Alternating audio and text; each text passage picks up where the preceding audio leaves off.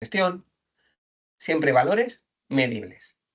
Y aparte de los valores medibles, como pone aquí, almacenamos también la información de las claves foráneas de las dimensiones. Cuando nosotros vendemos un zapato, en nuestro modelo de datos vamos a tener una tabla, un maestro de zapatos. Y a ese modelo de zapatos, a ese zapato concretamente, se le asigna un código, se le asigna una clave dentro de nuestra base de datos. Pues esa clave es la que vamos a almacenar también en nuestra tabla de hechos para poder relacionar en el futuro las dimensiones con los hechos. La tabla de hechos, además, como comentaba antes, también es importante porque determina la granularidad del modelo. Es en la tabla de hechos donde tiene que estar la información al máximo nivel de detalle que estemos utilizando. Si estamos almacenando información a nivel de hora, minuto y segundo, en la tabla de hechos estará almacenada la hora, el minuto y el segundo. Si está almacenada la tabla de, si queremos almacenar la información a nivel de fecha, pues la fecha. ¿De acuerdo? Los niveles de granularidad los define nuestra tabla de hechos. Otro factor muy importante, todas las filas de nuestra tabla de hechos siempre deben tener el mismo nivel de granularidad. No vale, y esto parece una tontería, pero me lo he encontrado muchas veces, tener una tabla de hechos donde tengo la información de las ventas por producto y día y una fila con el total del mes. Y otra vez, más filas por día y otra fila del total del mes. Esos subtotales o totales parciales que tenemos en nuestro origen de datos, que a lo mejor nos llegan, debemos quitarlos, porque eso distorsiona totalmente luego el funcionamiento de nuestra tabla de hechos. Primera, porque a la hora de agregar la información nos la duplica, porque la estamos sumando 2 veces. Y segunda, porque después a la hora de realizar medidas DAX siempre nos interfieren y nos provocan errores. ¿Qué más características tiene una tabla de hechos? Pues que cada fila corresponde a un acto medible. Y esto es importante porque en una tabla de hechos no debemos almacenar información que no exista. Por ejemplo, algo tan obvio como este bolígrafo se ha vendido hoy, pues en mi tabla de hechos yo almaceno que el día 10 de julio se ha vendido el bolígrafo código 1. Pero si mañana día 11 este bolígrafo no se vende, no debo almacenar en la base de datos que el día 11 del bolígrafo 1 se ha vendido 0. Esto no debe hacerse. La tabla de hechos solo debería almacenar información que ha existido, de hechos estrictamente medibles. Y si el hecho no pasa, no se pone. Hay algún contexto muy concreto en el que sí, eso se llaman tablas densas, pero en general deberían ser tablas donde solo está registrada la información medible.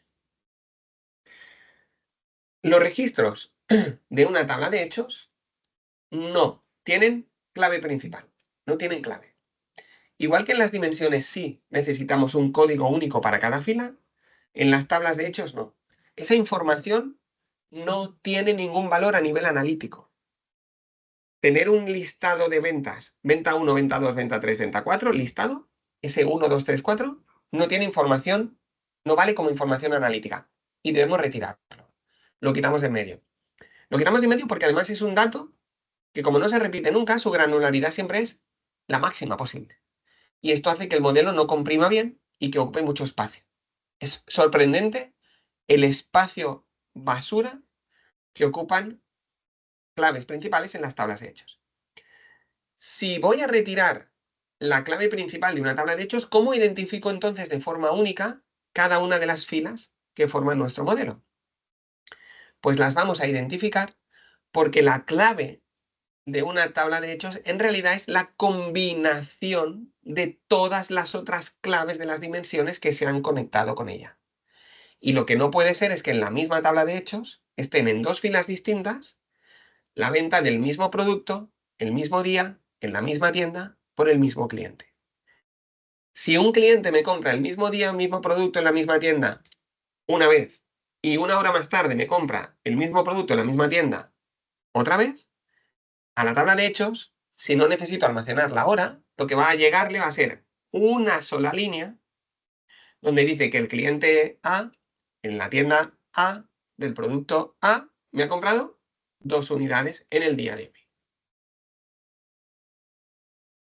En general, nuestras tablas de hechos van a ser tablas estrechas. Estrechas quiere decir que tendrán pocas columnas y van a ser tablas largas. Ay, perdón, se me fue aquí. Van a ser tablas largas porque van a tener muchas filas. Las tablas de hechos son, sin ninguna duda, las tablas con más información dentro de nuestro modelo de datos. Por último, y no menos importante, las tablas de hechos deben tener integridad referencial con las dimensiones.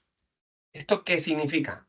Pues esto significa que yo en mi tabla de hechos no puedo tener la venta del producto 25 registrada si primero en mi dimensión de productos no está dado de alta el producto 25, que es un bolígrafo de color azul.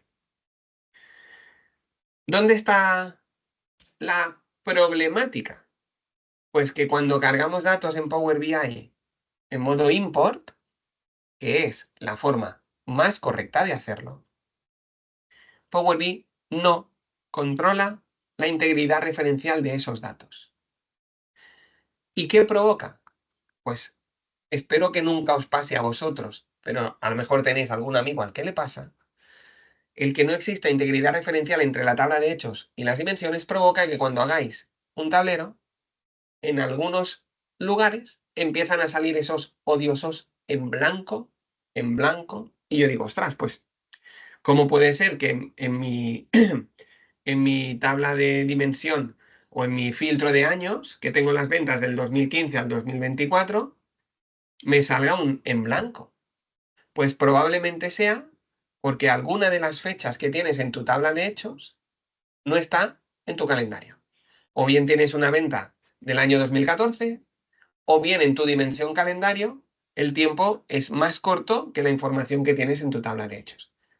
Les falta información a las dos tablas para conectarse entre sí. Eso se llaman errores de integridad referencial y debo controlarlos en fases previas a la carga del dato de Power BI, porque, insisto, Power BI cuando se cargan tablas en modo import no controla que exista integridad referencial. Se cargan las tablas directamente desde Power Query y no se comprueba que haya integridad referencial con esos datos. Simplemente, si hacemos un ejemplo rápido para una tabla de hechos de la venta de un producto que podría ser una camisa, pero es un producto cualquiera, pues en mi tabla de hechos podría almacenar el ID del producto, el ID de la tienda, el ID de la promoción, el ID del cliente, el ID del empleado, las unidades, el precio y la fecha de venta. Y esto sería una tabla de hechos perfectamente operativa. Tablas de dimensiones. La otra gran parte dentro de lo que sería el modelo dimensional. Sentiros libres, los moderadores, de si hay cualquier comentario me vais interrumpiendo. Yo de momento voy tirando. Perfecto, sí, Tony, igual le habilitamos el micrófono también a todos, así cualquier cosa pueden preguntar. Genial, genial. Tablas de dimensiones son las puntas de las estrellas. En cualquier modelo dimensional tenemos la tabla central, que es nuestra estrella, y tenemos tablas a los lados, que son las dimensiones. ¿Qué hace una dimensión? Pues las dimensiones lo que almacenan es la información descriptiva de los hechos que estamos almacenando. En una tabla de hechos, perdón, en una tabla de dimensiones, vamos a tener que almacenar, en una o en varias, quién, el qué, el dónde, el cuándo, el cómo, el por qué de todo lo que le ocurra al hecho que estamos analizando. Este tipo de dimensiones, este tipo de tablas, suelen ser anchas, muy anchas y mucho más cortas. Son cortas porque en una tabla de dimensiones no puede haber ningún registro duplicado. En realidad en una tabla de hechos tampoco, pero en una tabla de hechos puede haber 50 líneas de 50 días distintos con las ventas del mismo producto. En cambio, en una tabla de dimensiones donde almaceno la información de mis productos, el producto bolígrafo solo está una vez y una sola vez. Se venda una vez o se vendan millones de veces. ¿Y por qué esto es para que sean cortas? ¿Y por qué decimos que son anchas? Pues contra más valores descriptivos tenga mi dimensión, mejores análisis voy a poder hacer. ¿Puedo hacer una dimensión que sea código del producto, descripción, bolígrafo, color azul? Por supuesto.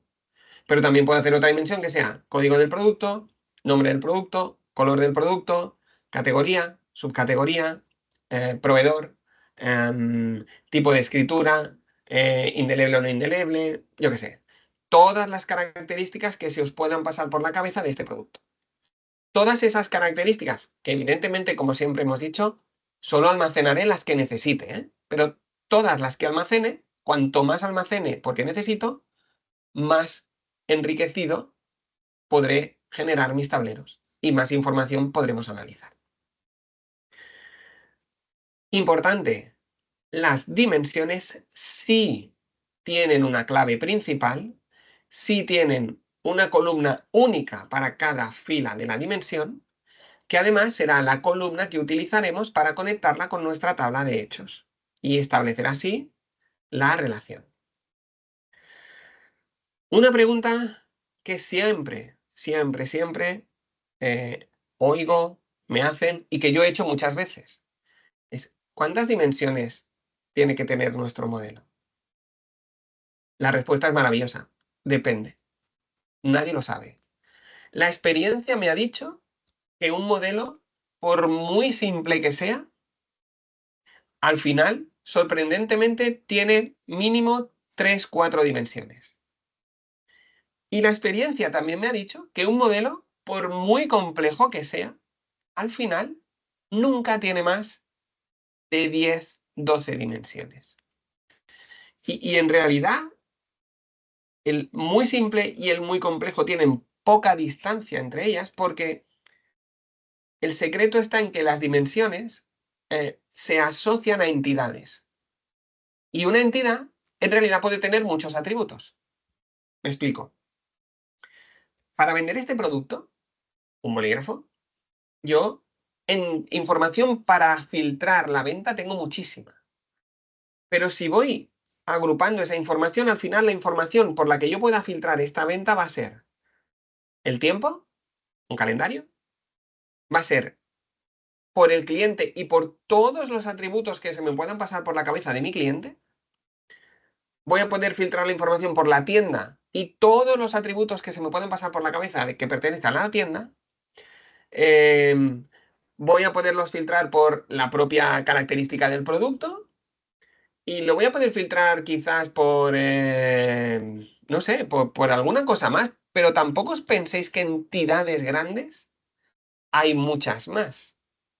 Entonces, al final, agrupando los atributos en entidades, nos damos cuenta que un modelo que tenga 10 entidades realmente es un modelo muy complejo, un modelo que tiene muchísima información para poder almacenar y para poder filtrar.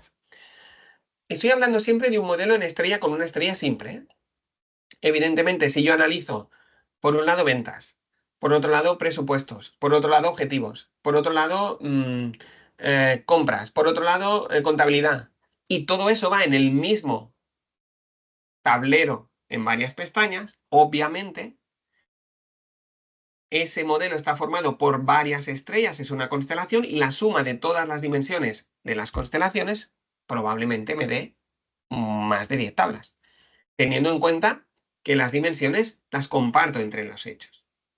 Pero si hablamos de una tabla de hechos única, centrándonos en una información concreta, darle un par de vueltas y veréis que realmente no hay mucho más de 6, 7 relaciones por cada una de las tablas. Excepcionalmente podemos llegar a 10 o a 12, o si me apuras, yo creo que el modelo más grande en mi vida que he hecho tenía 15 y eran discutibles en algún caso.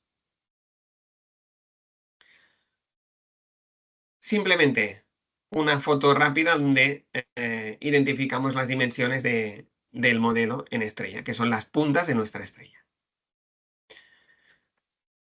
Como resumen a lo que hemos comentado antes y con algún detalle más, nuestras tablas de dimensiones no pueden tener registros duplicados, esto no puede ser. Nuestras tablas de dimensiones deben tener todos los campos descriptivos que se nos ocurran para cada una de nuestros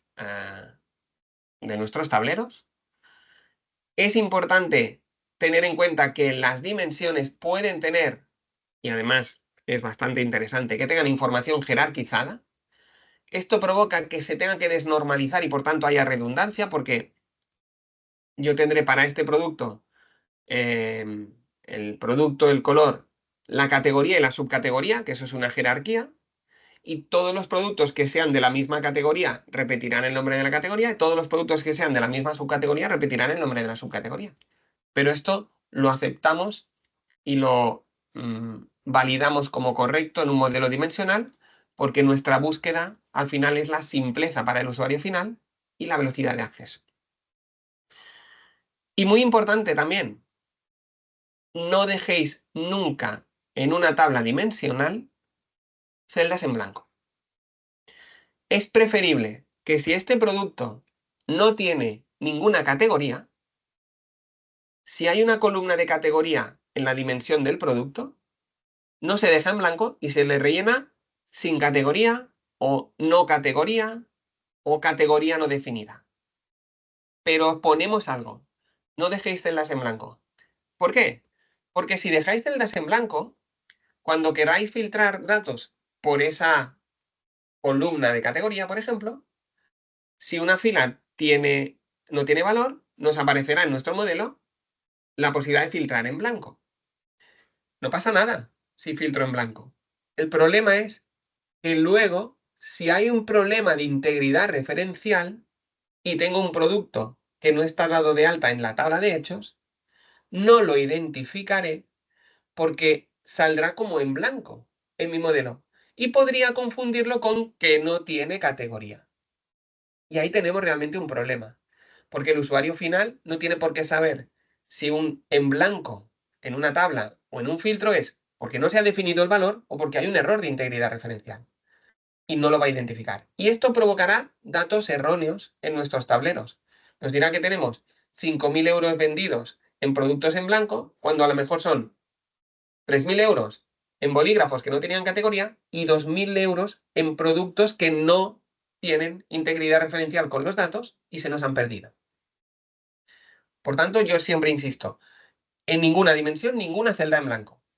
Y si está en blanco porque la naturaleza del dato no existe, porque este producto no se ha categorizado, pues relleno la celda de forma artificial con un no tiene categoría o sin categoría. Y evitaré este tipo de errores. Probablemente, conceptualmente, la diapositiva más importante de toda la presentación es la que viene ahora, que es la más simple, pero conceptualmente es la más importante. Y os aseguro que si la seguís, mejoraréis vuestros modelos y es una diapositiva que además en mi libro insisto mucho. Y es, todo lo que se use para filtrar debe ir en una dimensión. Todo. Y todo lo que se use para hacer un cálculo debe ir en la tabla de hechos. Si sigo esta norma, vuestro modelo dimensional está en un 70% listo.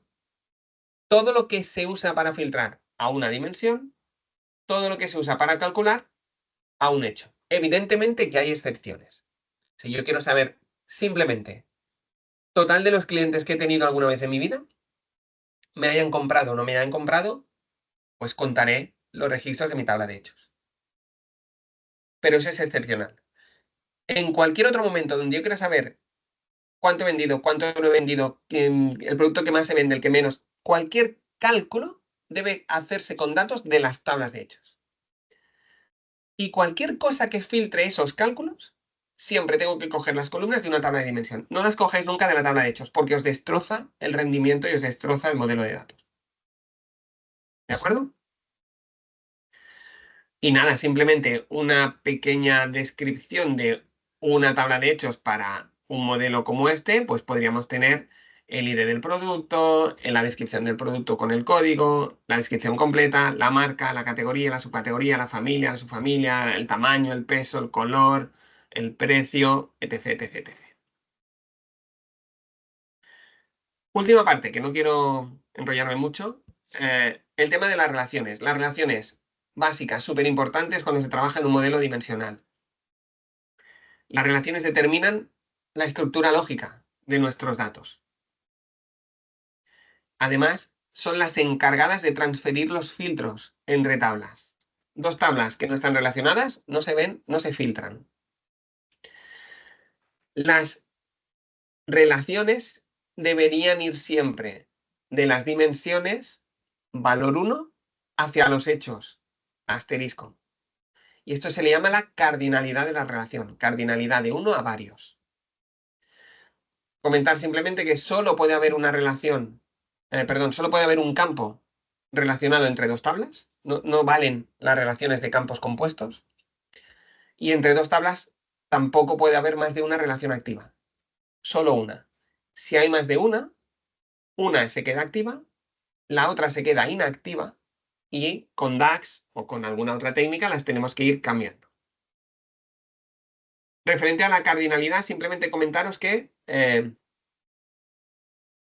la cardinalidad define el tipo de relación que hay entre dos tablas. Cuando la relación se establece de 1 a 1, o bien es un error de los datos, o bien esas dos tablas se podrían convertir en una sola, porque una relación de 1 a 1 con datos de la misma entidad no tienen sentido en un modelo dimensional. El segundo tipo, que son las más habituales y las más recomendadas, son las relaciones de 1 a varios, donde si nuestro modelo siempre tiene relaciones de 1 a varios, nuestro modelo va a funcionar mucho mejor. Y en casos muy excepcionales, haremos relaciones de varios a varios. Esas relaciones de varios a varios también se les llama relaciones limitadas. Son relaciones que no crean estructuras de relación en el momento en que se cargan los datos, se resuelven siempre en tiempo de consulta y provocan una bajada de rendimiento a nivel de procesamiento de los datos. Es más, las relaciones varios a varios entre tablas que tengan más de 15, 20.000 registros realmente penalizan mucho y no están nada recomendadas. Para acabar, simplemente comentar que, y bueno, ¿y cómo consigo todo esto? Pues todo esto lo consigo gracias a los procesos de ETL, a los procesos de preparación, transformación y carga de los datos. Herramientas de ETL existen muchas en el mercado, pero en concreto Power BI, que es la herramienta con la que principalmente trabajo, trae una incorporada muy interesante que se llama Power Query. ¿Es Power Query una herramienta de ETL ideal? Bueno, pues probablemente no. Tiene ciertas limitaciones porque no es en sí una herramienta que nos permita hacer de data warehousing, pero como herramienta para limpiar información, para realizar determinados cruces, para pulir los datos que nos llegan de los orígenes, nos va a resolver, si no el 100%, un altísimo, altísimo, altísimo, altísimo porcentaje de las casuísticas, y por tanto es probablemente la herramienta que más se utiliza cuando estamos trabajando con Power BI como herramienta de BI para el tratamiento de los datos. Nada, simplemente 4 detalles de Power Query. Está integrado en Excel y en Power BI. Tiene una versión online que es Dataflows. Tiene un entorno gráfico muy potente. En junio tenemos 196 conectores disponibles. Es capaz de generar scripts en un lenguaje que se llama M. Es muy común en proyectos de tipo... en proyectos de Power BI, obviamente, porque es la herramienta nativa. Y bueno, algunas personas consideran que solo es una herramienta de ET, de extracción y transformación, y que no es de carga, porque en realidad no hay posibilidad de que la carga se produzca en otra herramienta que no sea Power BI cuando se trabaja con el Power Query de Power BI. Entonces, bueno, se queda como en ET. Cuando trabajamos así, que se puede hacer la extracción de la carga y el Dataflow pasarlo a otras herramientas. Cuando se trabaja directamente con la versión local de Power Query, el resultado de Power Query siempre pasa a Power BI. Aquí tenéis un pequeño gráfico del proceso de un ETL ideal a partir de una carga de datos. Hacemos unas transformaciones. Las transformaciones se almacenan en un almacén de datos ya con el modelo montado. Y a partir de aquí Power BI se conecta al modelo y nos pinta los dibujitos. Y pues ya está. Muchas gracias. Estoy contento porque son las 4. y he podido medianamente acabar como yo quería. No sé si tenéis alguna duda, alguna pregunta, algún comentario. Todavía nos quedan 15 minutillos y podemos estar aquí charlando, comentando, explicarme un poco vuestra experiencia. Soy todo oídos ahora yo. Así que voy a beber agua.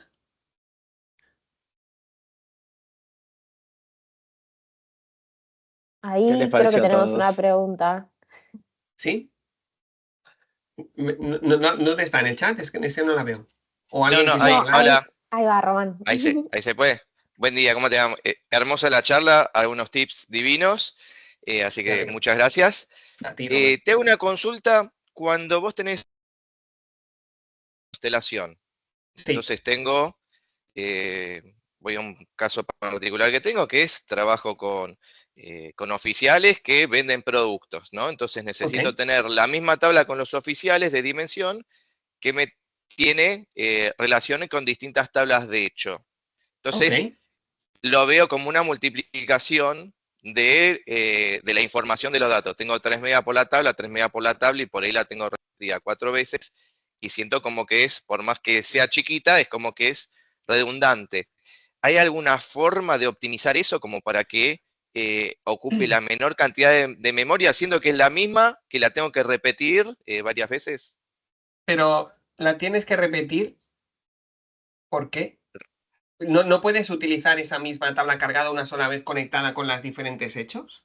En algunos casos sí, en otros no, porque tengo que hacer un filtro de ida y vuelta, porque tengo que mostrar información directamente al usuario. Entonces, hay casos que sí, tendría que ponerme a analizar en este momento y no tenemos tiempo. Pero a veces sí y a veces no, ¿sí? Pues Porque me está relacionando dos tablas de hecho que por ahí tienen una relación una con la otra, y si yo uso el mismo filtro, no lo puedo, bueno, no lo puedo hacer. Entonces la un tengo que tener consejo, sí o sí claro, de ida y vuelta, y ahí se me genera conflicto si no la tengo duplicada.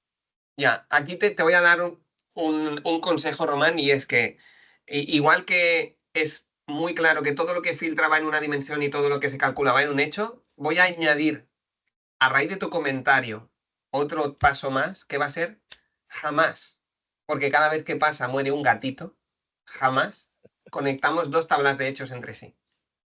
Eso no, porque eso sí que también nos hunde el modelo. Ahí lo que tienes que hacer es un replanteamiento. Yo sé que a veces no es tan simple y aquí es un modelo que es tuyo, que será complejo, que es difícil de analizar, ni siquiera lo veo, no conozco tu problemática, pero lo que sí es clarísimo es que relacionar dos tablas de hechos entre sí nunca es bueno. Hay unas cosas que se llaman tablas expandidas, que están corriendo por detrás, que esto va a repartirnos filtros por todos los lados. Esto es un peligro, no un peligro en que el dato te pueda salir mal, que podría ser porque habría que ver si hay alguna ambigüedad entre los datos, sino sobre todo a nivel de rendimiento y a nivel de proceso del trabajo.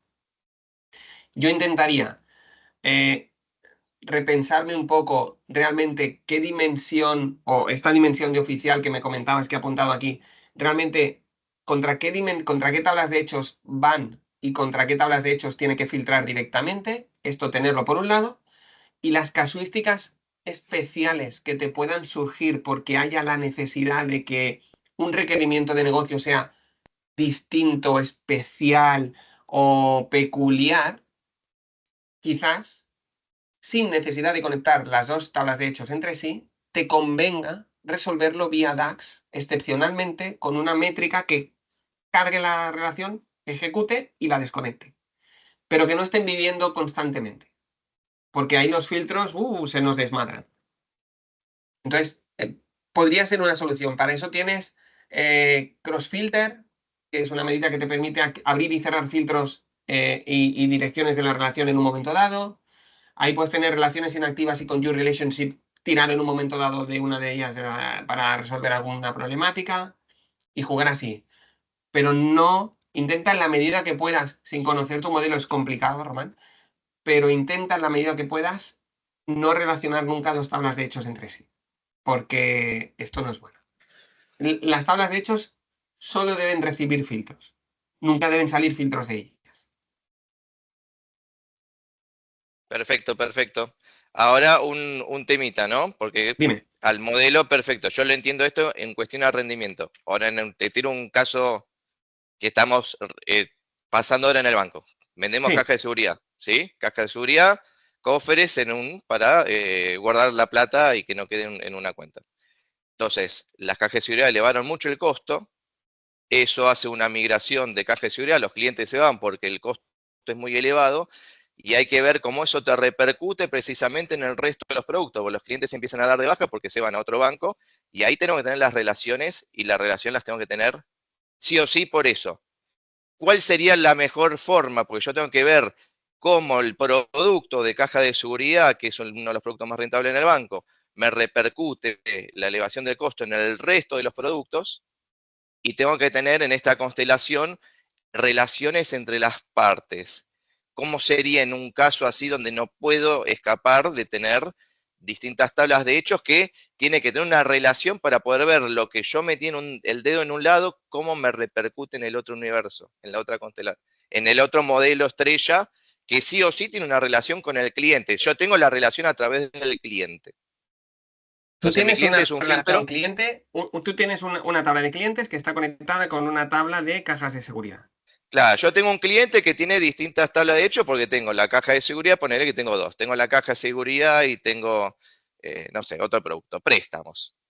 Entonces, Ok. como sacan la plata de la caja de seguridad, prefieren tener la plata en otro banco que tiene la caja de seguridad y tiene el préstamo y la caja de seguridad es más barata. Entonces, necesito ver si tengo una relación entre esa fuga de gente y los préstamos que estoy dando. Y yo tengo una relación que se cruza con el cliente, ¿sí? Mi foco es el cliente. Yo te sugiero, sin conocer el detalle, quizás un enfoque de este estilo. Ay, perdón. Intento poner el zoom aquí en la pantalla. Aquí está. ¿Vale? Tienes una tabla de hechos que serán tus préstamos, tienes una tabla de hechos que son tus cajas de seguridad y tienes una dimensión que son tus clientes y tu cliente tiene unos préstamos y tu cliente tiene unas cajas de seguridad. Tú notas que cuando un cliente deja de tener caja de seguridad, quieres ver si realmente cuando pasa esto, el flujo de su préstamo baja. ¿Es esto? Cuando un cliente se da de baja aquí, ¿realmente qué pasa con la información que está aquí? ¿Es esto? Sí, es algo así. Y te tiro, por ejemplo, acá el hecho que te decía recién de mis oficiales. Yo tengo el cliente, vos imagínate, el cliente tiene un oficial asignado. Ok, Agustina, cortame si se hace muy largo, ¿no? Pero porque es muy específico lo mío. Yo tengo ahí, la rojita, tengo un oficial que atiende a este cliente, que es el de bajo ok, 1. ok.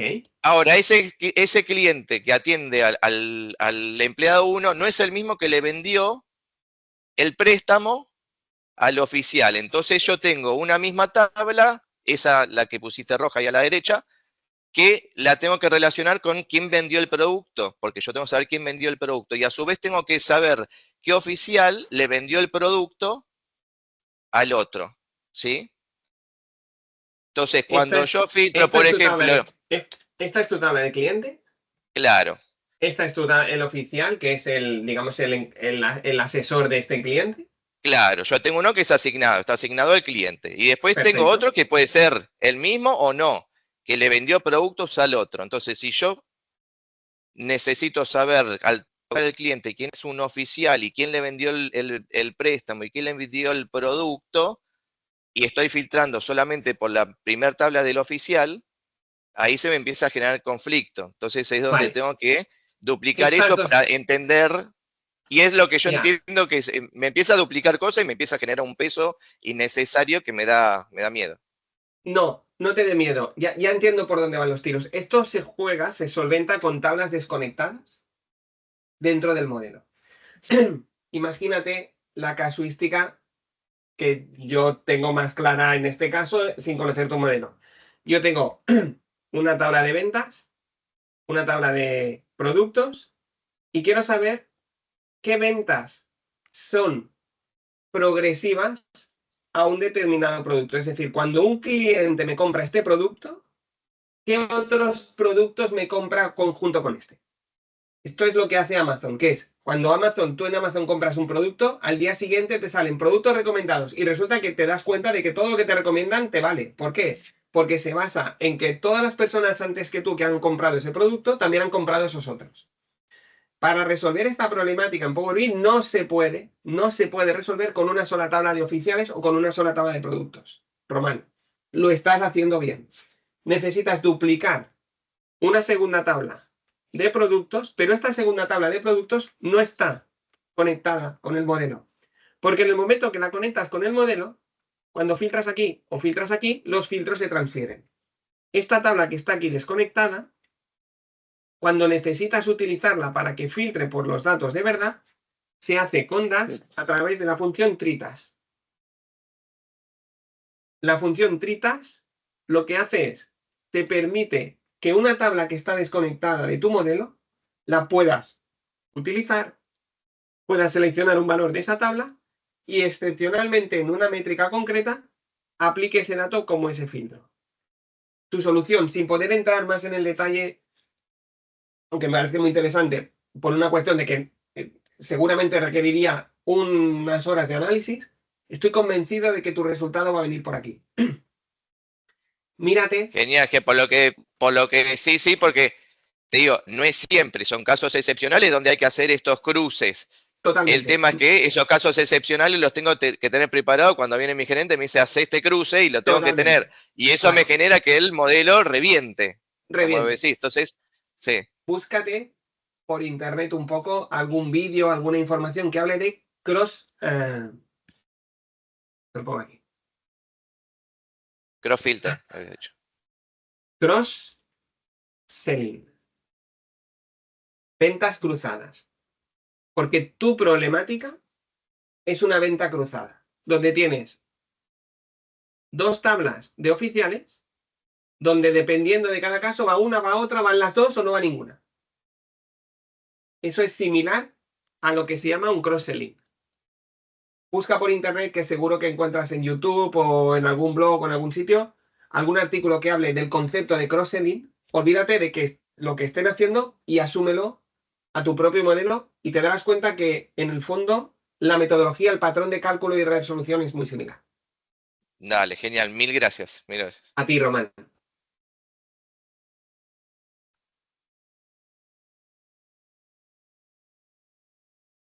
¿Alguna pregunta más? ¿Alguien quiere hacer un comentario?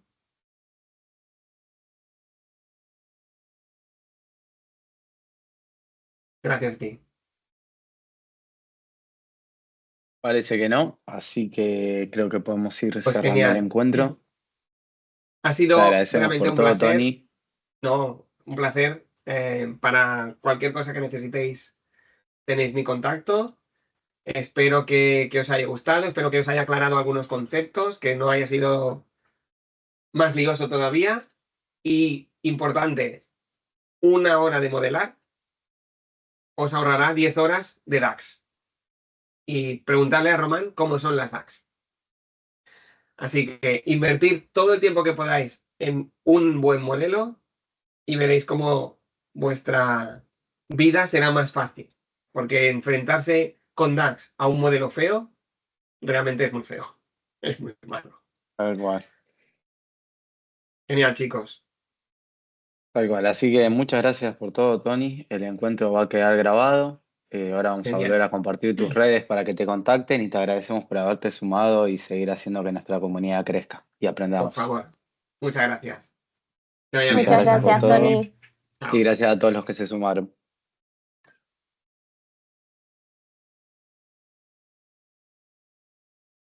Chau, chau. Chao.